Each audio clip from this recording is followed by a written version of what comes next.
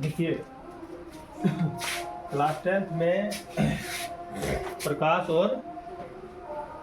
का परावर्तन और प्रकाश का अपवर्तन चैप्टर में एक क्वेश्चन है कि प्रकाश का अपवर्तन क्या है। इससे पहले हम लोग पढ़े थे प्रकाश का परावर्तन क्या है। प्रकाश का परावर्तन था कि जब प्रकाश किसी चमकदार पृष्ठ पर टकराती है तो टकराने के बाद वहां से फिर क्या होती है, विपरीत दिशा में निकलती है। इस परिघटना को क्या बोलेंगे, प्रकाश का परावर्तन। लेकिन यहाँ है कि प्रकाश का अपवर्तन क्या है।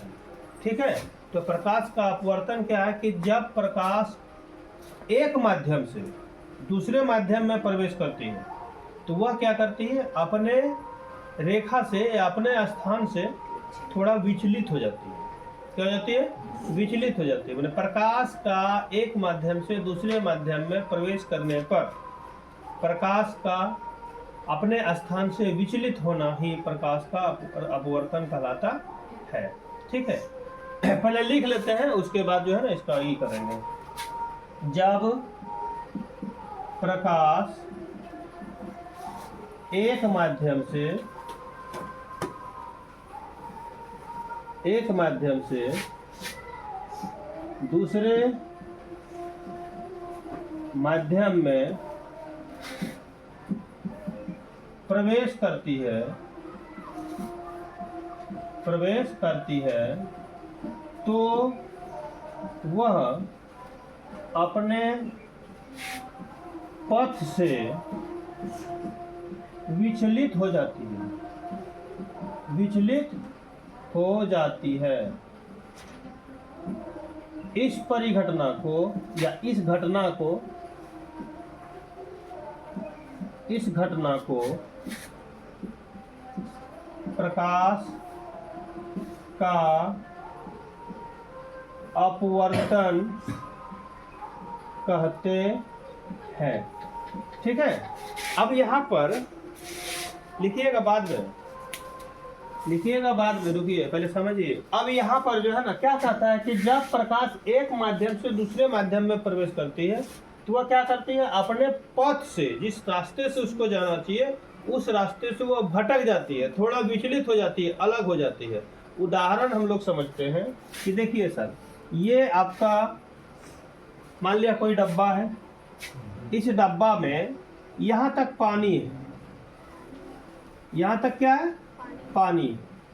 तो यहाँ तक पानी है, तो पानी के ऊपर में क्या है, हवा है। क्या है, हवा है। और यहाँ पर इसमें क्या है, यहाँ पर पानी है। ठीक है कि नहीं। तो माध्यम क्या होता है कि जिसके सहारे जाता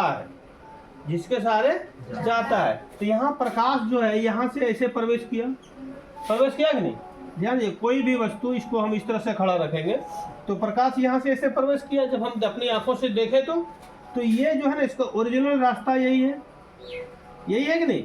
लेकिन देखिएगा कि जब इस वस्तु को हम इस तरह से सीधा रखेंगे ना, और हम अपने आंखों से जब देखेंगे तो यहाँ का पानी का स्तर जहाँ है, यहाँ से ये थोड़ा अलग हट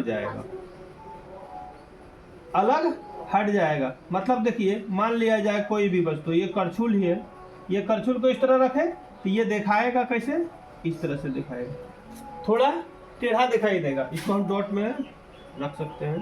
क्या दिखाई देता है, टेढ़ा दिखाई देता है। तो ये देख ले, इसका रोशनी जाना चाहिए कैसे, यहाँ से सीधा, लेकिन क्या हो गया, टेढ़ा हो गया, है कि नहीं।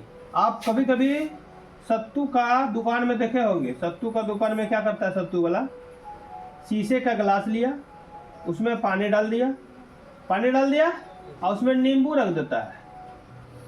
क्या सही बात है, नींबू रखता है ना। तो देखिएगा कि उस गिलास में नींबू का आकार बड़ा दिखाई देता है। नींबू का आकार क्या दिखाई देता है, बड़ा दिखाई देगा। क्यों, चूंकि देखिए हम ऐसे देखते हैं गिलास को, तो यहाँ से यहाँ कौन चीज है, हवा है। क्या है, हवा है। और इसके बाद कौन चीज है, शीशा है। क्या है, शीशा है। ठीक है कि नहीं। और शीशे के अंदर में क्या है, पानी है। जिस कारण से एक माध्यम से दूसरे माध्यम में, दूसरे माध्यम से तीसरे माध्यम में प्रवेश कर रही है प्रकाश। जिस कारण से नींबू का आकार क्या दिखाई दे रहा है, बड़ा। तो प्रकाश का अपवर्तन किसे कहते हैं?